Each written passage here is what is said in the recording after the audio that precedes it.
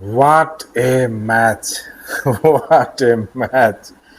By DR Congo versus England. What a match! What a match! মানে অনেক দিন মনে রাখার মতো একটা ম্যাচ। আপনারা তো অনেকে ভাবতেছেন আমি বেশি এক্সাইটমেন্ট দেখাচ্ছি, আসলে না ভাই। আমি এবার দেখছি যে এই বিশ্বকাপে ছোট দলগুলোকে বড় দল প্রথম ভাবে খুব হালকা ভাবে নিচ্ছে, নেয়ার পরে মানে যখন গোল খেয়ে যাচ্ছে তারপরে ওদের জ্ঞান ফিরতেছে, তারপরে ওর মরে শোধ করতেছে। জাপান ম্যাচেও একই ঘটনা ঘটছিল। জাপান ম্যাচেও সেম, প্রথম হাফে গোল খেয়ে ফেললো, কার্লো আনচেলত্তি ট্যাকটিক্যাল চেঞ্জ করলো, তারপরে ম্যাচ ফিরে গেল। আজকেও তাই, থমাস টুখেল সেকেন্ড হাফেও চেঞ্জ করলো না। সেকেন্ড হাফে হাইড্রেশন ব্রেকের পরে তখন সে বুকাস সাকাকে নামাইলো, ডেকলান রাইসের পজিশন চেঞ্জ করলো, তারপরে গর্ডনকে নামাইলো, ম্যাচ ঘুরে গেল। আর হ্যারি কেইন, দ্য লিজেন্ড, বাপ রে বাপ। সবচেয়ে মজার ব্যাপারটা হচ্ছে দেখেন, মানে সুপার সাবগুলো কি সুন্দর কাজ করে।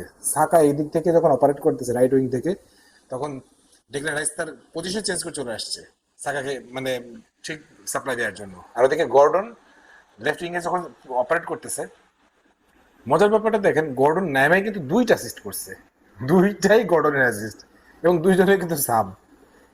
মানে এইটাই হলো মাস্টারপিস। আনচেলত্তি, আমি সবসময় বলি আনচেলত্তি, থমাস টুখেল, হ্যাঁ, এই টাইপের কোচ, হ্যাঁ, আপনাকে মানে এমন এমন মাস্টার ক্লাস মানে ইয়ে দেখাবে, মানে কিছু প্র্যাকটিস দেখাবে, আপনি মানে মাথা নষ্ট হয়ে যাবে যে কি চিন্তা করছে আর কি হইতেছে। মানে গর্ডন আর সাকাকে দুইটাকে জাস্ট সাথে চেঞ্জ করে দিল, চেঞ্জ করে দেওয়ার পর পুরো ম্যাচ চেঞ্জ হয়ে গেল। অবশ্যই অবশ্যই জুড বেলিংহামের কথা বলতে হবে। ফার্স্ট হাফে তো মনে করেন যে অনেকগুলো সুযোগ সে একদম মানে মানে কানের গোড়া দিয়ে চলে গেছে। আর কিছু ব্যাপার আমাকে আজকে একটু বলতে হবে রেফারিং নিয়ে। ভাই, এই বিশ্বকাপে এত বেশি সমালোচনা হওয়াটা ঠিক না, ঠিক হচ্ছে না। আমার দল মানে জার্মানির বিপক্ষেও অনেকগুলো বাজে ডিসিশন গেছে, ফিফা সেটা ব্যাখ্যা দিছে, ব্যাখ্যাটা যদিও মনোভূত হয়নি কারোর। তারপরে হচ্ছে যে আজকে হয়েছে, শুধুমাত্র দেখলাম যে আর্জেন্টিনা এবং ফ্রান্সের বিপক্ষে কোনো রকমের এই ধরনের ব্যবহার ঘটতেছে না। এটা কাকতালীয় নাকি এই ঘটনাটা মানে কোনো একটা সংযোগ আছে? আপনাদের কি মনে হয় একটু আমাকে জানাবেন তো, আমার একটু সংশয় মনে হচ্ছে। কারণ এই হ্যান্ডবলটা হ্যান্ডবল হয় না, কে বলতেছে হ্যান্ডবল হয় না? আবার যে ফাউলের কথা বলতেছে সেটা নাকি ফাউল হয় না। মানে আমার কাছে মনে হয়েছে অন্তত ছোট দলগুলোর উপরে ফিফা বা মানে রেফারিংটা অনেক মানে খুব ইজিলি তারা ছোট দলগুলোকে একটা সুযোগ দিয়ে ফেলতেছে, এবং এতে কিন্তু বড় দলগুলো যদি বাদ পড়ে যায়, ভাই বিশ্বকাপের মজা কিন্তু নষ্ট হয়ে যাবে। বাণিজ্য করতে আসেন আপনি ফিফা, ওই বাণিজ্যটাই নষ্ট হয়ে যাবে। ইংল্যান্ড যদি আজকে বাদ পড়ে যেত, তাহলে এই বাণিজ্য কতটুকু থাকতো, আবার আরো কমে যেত। এই ব্যাপারটা আমার কাছে মনে হচ্ছে একটু খারাপ হয়েছে।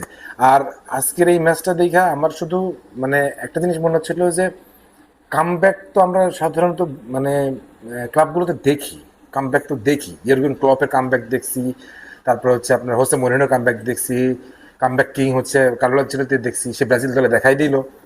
থমাস টুখেল, আমি বারবার একটা কথা আমার চ্যানেলে বলছি, অনেকগুলো ভিডিও আছে দেখেন, থমাস টুখেল আর কার্লো আনচেলত্তি এরা যদি মানে বিশ্বকাপ জিততে চায়, তাই এদের সে জেতার সেই ক্ষমতাটা আছে, এবং তারা সে পর্যন্ত নিয়ে যেতে পারবে দলকে। এবং থমাস টুখেল কিন্তু দেখেন কি কাম ছিল, এবং সেই জিনিসটা সে করে দেখাইছে। থমাস টুখেলকে আমি মানে যতদিন ধরে তাকে ফলো করতেছি, তার কাছে আমার কাছে মনে হয় ইজ এ সাথে জেম Carlo Ancelotti, Thomas Tuchel, Jose Mourinho, মানে পেপ গার্ডিওলা, এদের এদের এদের মাস্টার ব্রেন, ট্যাকটিক্যাল ব্রেন, এরা এতটা শার্প যে পুরো মুহূর্তে গেমটা রিড করে ফেলে এবং ম্যাচটা ঘুরে ফেলে। আর লাস্টলি যে কথাটা বলতে চাই সেটা হচ্ছে যে হ্যারি কেইন গোল পাচ্ছিল না, কিন্তু এমন দিনেই গোল পাইলো যে গোল দিন মানে যেটা একদম প্রয়োজনের দিন, এবং সে গোল্ডেন বুটের রেসে চলে গেল। আর সবচেয়ে বড় ব্যাপারটা হচ্ছে যে মানে হ্যারি কেইন তার মানে অধিনায়কত্বে যে কয়টা ম্যাচ সে খেলছে, প্রত্যেকটা অধিকাংশ ম্যাচে সে গোল পাইছে, এবং এই যে লিডিং ফ্রম দ্য ফ্রন্ট, এই জিনিসটা হ্যারিকেন চরমভাবে দেখাই যাইতেছে। এবং আমার কাছে মনে হয় হ্যারিকেনের মানে আরো অনেক কিছু দেখা বাকি, শেষ মানে হয়নি, এখানেই শেষ হয়নি। হ্যারিকেন আরো অনেক কিছু দেখাবেন আমার বিশ্বাস। আর যে গোলটা তিনি লাস্টে দিলেন ফ্রম মানে কি বলে একদম মানে মানে এই গোলটা আমি বলবো যে এই বিশ্বকাপের টপ গোল হওয়ার মতো গোল। সোফা সোফার টপ গোল হওয়ার মতো গোল। এবং এই বিশ্বকাপে যদি টপ 10 গোল হয়, হ্যারিকেনের এই গোলটা থাকবে। ওই জায়গা থেকে ওই ব্যালেন্সে ওই নিশানায় অত পাওয়ারফুল শট করা ডেঞ্জারাসলি এত মানে মানে সুপারশিয়াস স্ট্রাইকার ছাড়া সম্ভব না। যাই হোক, আজকের ম্যাচ দেখার পর আমার কাছে মজা লাগছে ভাই, আমার তো লাইরা গেছে কিন্তু বিশ্বকাপ তো সবাইকে নিয়ে কথা বলতে হবে, আমি নিরপেক্ষ, সবাইকে নিয়ে বলবো, ব্রাজিলকে নিয়ে বলছি, আর্জেন্টিনাকে নিয়ে বলছি, ইংল্যান্ডকে নিয়ে বললাম, সবাইকে নিয়ে বলতেছি, শুধু এটুকু বলবো আজকের ম্যাচটা দেখার পরে ভাই মনে হয়েছে যে পয়সা উসুল ম্যাচ, যারা টিকিট কেটে দেখছেন তারা পয়সা উসুল, যদি নাম্বার একটু পরীক্ষা ছিল তারপরে ঠিকঠাক। আপনাদের কি মনে হয় সেটা অবশ্যই কমেন্ট সেকশনে জানাবেন। সবাই ভালো থাকেন, সুস্থ থাকেন।